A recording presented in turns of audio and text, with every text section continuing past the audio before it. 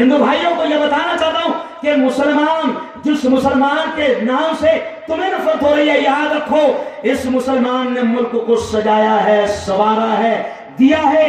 मुसलमान ने, मैंने दोपहर में कहा कि लाल किला मुसलमान ने दिया, ताजमहल मुसलमान ने दिया, बीबी का मकबरा मुसलमान ने दिया, पंचक्की मुसलमान ने दिया, गोल गुंबद मुसलमान ने दिया, बीजापुर की खूबसूरती मुसलमान ने दिया।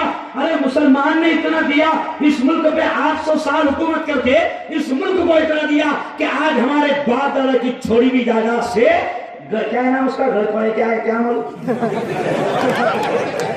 गिर पड़े,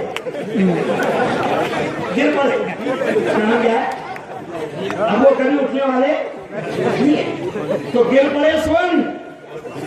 हमारे बाप दादा ने इस मुल्क को इतना दिया, इतना दिया, इतना दिया कि ये हुकूमत, ये मुल्क आज करोड़ों रुपया हमारे बाप दादा की छोड़ी हुई जायदाद से खा रहा है।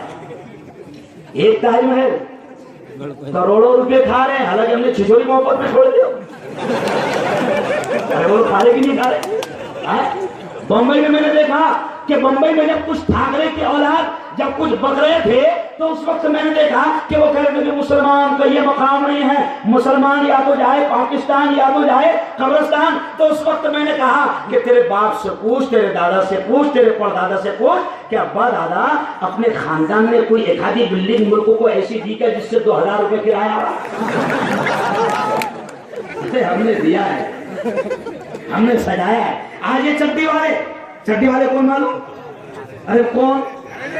आरएसएस। एक बार मेरा बेटा, मैं पेपर पढ़ रहा था तो मेरे बेटे ने देखा तो कई हजारों लोगों का फोटो आया और सब 50 साल, 70 साल, 80 साल, 90 साल और सब चड्डियों में थे। तो मेरे छोटे से मेरे मासूम बच्चे जयान ने पूछा, अब्बा ये तो सब बड़े लोग हैं, कोई 70 साल का, कोई 80 साल का, कोई 90 साल का, ये चड्डियों पर क्यों है? तो मैंने कहा बेटा स्कूल में केजी के बच्चों को चड्डी में बुलाया जाता है, तो अभी इनकी अकल केजी वाली है, समझ रहे आप?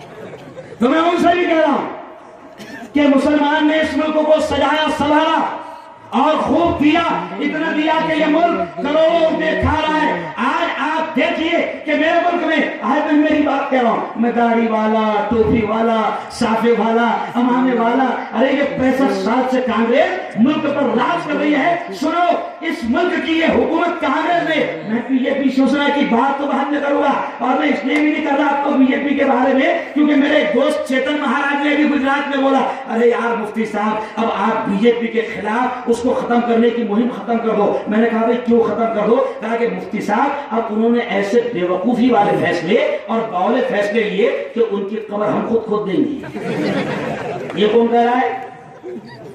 महाराज। कौन कह रहे हैं?